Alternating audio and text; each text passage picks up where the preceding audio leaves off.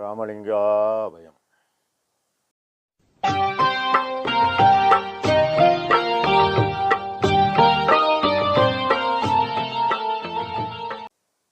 அருட்பெரும் ஜோதி அருட்பெரும் ஜோதி தனிப்பெரும் கருணை அருட்பெரும் ஜோதி எல்லா உயிர்களும் இன்புற்று வாழ்க. வள்ளல் மலரடி வாழ்க வாழ்க. திருச்சிற்றம்பலம். அருட்பெருஞ்சுதி ஆண்டவரின் திருவருளையும் அவரின் பரிபூரண அருளை பெற்ற சர்க்குரு சிதம்பர ராமலிங்க சுவாமிகளின் குருவருளையும் மனமொழிமையால் போற்றி பணிகின்றேன் தயவுடன். நாம் செய்த செயலின் விளைவாக இன்பதுன்ப அனுபவங்கள் யாவும் வந்து கொண்டே உள்ளது.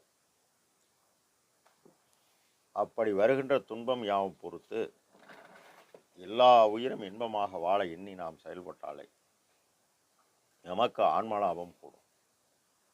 நம் பெருமான் இறை இன்ப குலைவு என்ற தலைப்பில் முதல் பாடலில் கருணை ததும்பி பொதுநோக்கம் கண்ணீர் கிடைத்த கண்ணே, கருணை ததும்பி பொதுநோக்கம் கண்ணீர் கிடைத்த கண்ணே, ஓர் கனியில் கனிந்த அன்புருவான கருத்தில் கிடைத்த கருத்தே, மெய் அருள் நன்னினையில் அது அதுவாய் அறிவிற் கிடைத்த அறிவே, என் அகத்தும் புறத்தும் ஒளி நிறைவித்து அமர்ந்த குருவே, ஐம்பூத வருணம் முதலா அவை கடந்த வரப்பாய் விளங்கும் மணிமன்றில் வயங்கும் சுடரே, எல்லாம் செய்ய வல்ல குருவே, என் உள்ளத்தே தருணனிடம் செய் அரசே, என் தாயே என்னை தந்தாயே தனித்தலைமை பதியே, இத்தருணம் வாய்த்த தருணம் அதே என இப்பாடலை பதிவு செய்கின்றார். சென்ற பகுதியின் தொடர்ச்சி. ஐம்பூத வருண முதலா அவை கடந்த வரப்பாய் விளங்கும் மணிமன்றில் வயங்கும் சுடரே என்கின்றார் நம் பெருமான். இந்த தேகம் மண், நீர், நெருப்பு, காற்று, ஆகாயம், இந்த பஞ்சபூதத்தால் கூடிய அசுத்த கூட்டான உடம்பு, அசுத்த கூட்டான மல உடம்பு. இதனை நம் பெருமான் பொத்திய மலப்பினி புழுக்கும் குரம்பைதான் என்பார். ஆக இந்த உடம்பை நாம் ஜீவகாருண்யத்தால் தயவினால் தயாவண்ணமாகி வானே அவ்வானுளவும் காற்றே, காற்றின் வரும் நெருப்பே, நெருப்புறும் நீர் வடிவே, நீரிற் தானேயும் புவியும் அப்புவியிற் தங்கும் தாபரமே, சங்கமமே, சாற்றுகின்ற ஊனே, நல் உயிரே, உள்ளொளியே, உள்ளத்து உணர்வே, அவ்வுணர்வு கலந்து ஊறுகின்ற தேனே, முக்கனியே, செங்கரும்பே, பாயின் சுவையே, தீஞ்சுவை ஏ சுவையனைத்தும் திரண்ட தேவே என்பார் மகாதேவ மாலை 25ஆம் பாடல். ஆக நாம் இந்த அசுத்த உடம்பை சுத்த உடம்பாக ஆக்க வேண்டும்.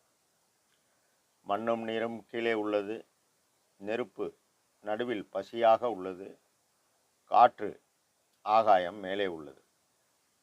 ஆக இந்த உடம்பை புண்போல பாதுகாக்க வேண்டும். பாதுகாத்து இந்த உடம்பை வேதியியல் மாற்றத்துக்கு உட்படுத்த வேண்டும்.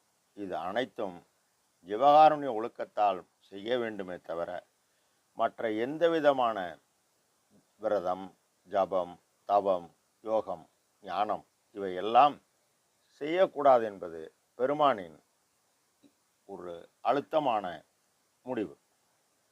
ஜீவகாருண்யமல்லாது செய்யப்படுகின்ற செய்கையெல்லாம் புரோஜனமற்ற மாயஜால செய்கைகள் என்று பெருமான் உறுதியாக கூறிவிட்டார். எனவே நாம் தயவினால் தயாவண்ணம் ஆக வேண்டும். இந்த உடம்பில் காற்றின் இயக்கமாகிய மனதை நாம் ஜீவதயவு புரிந்து ஒளி இயக்கமாகிய ஆன்முடன், அதாவது அறிவுடன் இந்த ஆற்றலை இணைக்க, இந்த இணைப்பு நாம் செய்த ஜீவகாருண்யம் பூரணமானால் இறைவனின் உபகார சக்தி ஆகிய அருள் சக்தி, அருள் என்பது கடவுள் தெய்வம், சக்தி என்பது பேராற்றல். இந்த பேராற்றல் நம்முடன் கூடி முடிவில்லாத நிலையில் ஆண்மனு பேரொளி பெற்று புரோமத்தி உள் சிற்றவையும் பொற்சபையும் சொந்தமாக்கி ஞான சபை ஆகிய திருச்சிற்றம்பலத்தில் உள்ஜோதி தரிசனம் கண்டு எல்லா விதமான ஆற்றலும் பெற்று இந்த தெய்வநீர் உலகலாம் பரவ இறைவன் நம் பெருமானை நியமித்துள்ளார். நாமும் பாடுபட்டால் அந்நிலையை அடையலாம். இதை உண்மை பத்திரிகை வாயிலாக தெளிவாக நமக்கு எடுத்துரைக்கின்றார். நாம் அந்நிலையை அடையலாம் என 4600வது பாடலில் ஊன உடம்பே ஒளி உடம்பாய் ஓங்கி நிற்க ஞான அமுது எனக்கு நல்கியதே வான பொருட்பெரும் ஜோதி பொதுவில் விளங்கும் அருட்பெருஞ்சோதி அது என கூறுவார். எல்லாம் செய்ய வல்ல குருவே யாரெனில் அவர் அருட்பெருஞ்சோதி ஆண்டவர். அவர் எல்லாம் ஆனவர், எல்லாம் உடையவர், எல்லாம் வல்லவர், எல்லாம் அல்லாதவர்.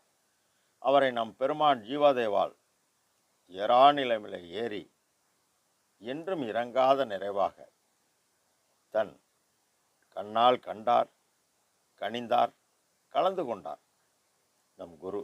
அவர் ஆடுகின்ற செயல்கடிக்கு ஆளாகி மாளாத ஆக்கைப்பட்டேன், கூடுகின்ற சன்மார்க்க சங்கத்தே நடுவிருந்து குழாவுகின்றேன், பாடுகின்றேன் எந்த பிரான் பத புகழை அன்பினோடும் பாடி பாடி நீடுகின்றேன், இன்ப கூத்தாடுகின்றேன், எண்ணமெல்லாம் நிரம்பினேனே என்பார். ஆக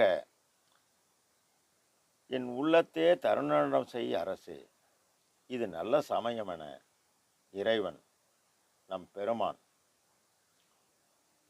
தயவினால் தயாவண்ணம் ஆன உடனே அவர் இருக்கும் குடிசையிலே வழிந்து நுழைந்து எனக்கே நல்ல திரு அருளமுதம் நல்கியது அன்றியும் என் ஊனிருக்கும் குடிசையிலும் உவந்து நுழைந்து அடியேன் உள்ளமெனும் சொருகுடிசையிலும் நுழைந்தனையே என்கின்றார்.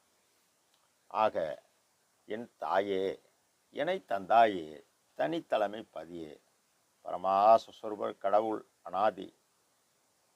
வெளியில் எப்படி கடவுள் அனாதியோ அதுபோல் காற்றும் அனாதி. காற்று எப்படி அனாதியோ அதுபோல் கடவுளிடத்தில் அருட்சக்தி அனாதியாக உள்ளது. இப்போ இந்த காற்றின் இயக்கமாகிய தாய் நம் பெருமான் ஜீவதயவு புரிந்ததால் தந்தையாகிய தனித்தலைமை பெரும்பதியாகிய அருட்பெருஞ்சோதி இறைவனுடன் சேர்த்தது. இதைத்தான் கூறுகிறார், என் தாயே, என்னை தந்தாயே, தனித்தலைமை பதியே. எவ்வாறெனில் இந்த ஆன்மா அனாதி, இது எனது என்ற ஒரு மூலமலத்துடன் இறக்கப்படுகிறது. இது இறக்கப்பட்ட ஆன்மா விருப்பத்தின் காரணமாக எனது போய் நான் நிறைய சேர்த்து கொண்டது. சேர்த்து கொண்டவுடன் இந்த அனாதியான ஆன்மாவுக்கு இப்பொழுது இந்த எனதையும் நானும் தீர்க்க உடல் தேவை. இந்த உடல் அசுத்த பஞ்சபூத கூட்டால் ஆனது. இந்த உடலுக்கு உணவு தேவை. இந்த உணவு இறைவனால் வழங்கப்பட்ட உபகார கருவி. இந்த உணவு எல்லா உயிருக்கும் பொது. உணவு இல்லாவிடில் அந்த உயிர் இறந்துவிடும். இது பரோபகார செயல். நீ எப்படி ஒரு உயிருக்கு அது பசியால் வாடி உயிர் தரும் தருவாயில் நீ உணவு கொடுத்து உயிரை காப்பாற்றினால் உண்டவர் ஐயா கடவுள் மாதிரி வந்து காப்பாற்றினீங்கன்னு சொல்லுவார். அப்போ பெருமானம் அதைத்தான் கூறுகிறார், உண்டி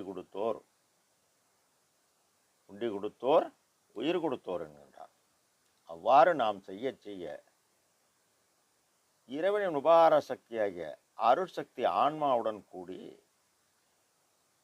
இந்த சிற்ஜோதி இயலுரு ஆதி அந்தம் என்ற அருளிய அருட்பெருஞ்சோதி. இந்த ஆன்மானு அனாதியாக இருந்தது, ஆதியானது அந்தமாகிய மரணம் அடைந்து கொண்டே வருகிறது.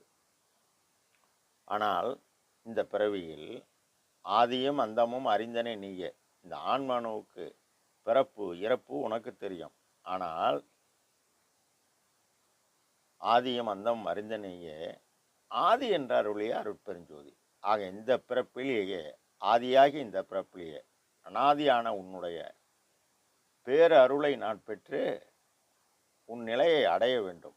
அதாவது கடவுள் நிலையறிந்து அம்மையமாக வேண்டும் என்கின்றார். பெருமானுக்கு இறைவன் துறை இது, வழி இது, துணிவு இது, நீ செய்யும் முறை இது என தெளிவாக கூறி ஜீவாரண்ய ஒழுக்கம் நாம் மேலேற 3 பகுதியை வணங்கி காற்றினேக்கமாகிய தாய் மனம் ஜீவதயவு புரிந்து ஒளி இயக்கமாகிய தந்தை அறிவுடன் கூட நீ என் அறிவுக்கு ஓர் அறிவினில் அறிவாய் உள்ள உன்னை நான் அறிந்து என்றும் அழியாத அனாதியான நிலையை அடைய வேண்டும் என பெருமான் கேட்டார். இறைவன் வழங்கினார். அதனால்தான் எல்லாம் வல்ல தனித்தலைமை பெரும்பதியே என போற்றுகின்றார் நம் ஐயா. ஆக நாமும் பாடுபட்டால் அந்நிலையை நிச்சயமாக அடையலாம். அருட்பெரும் ஜோதி அருட்பெரும் ஜோதி தனிப்பெரும் கருணை அருட்பெரும் ஜோதி. ராமலிங்க ஆலயம், திருச்சிற்றம்பலம்.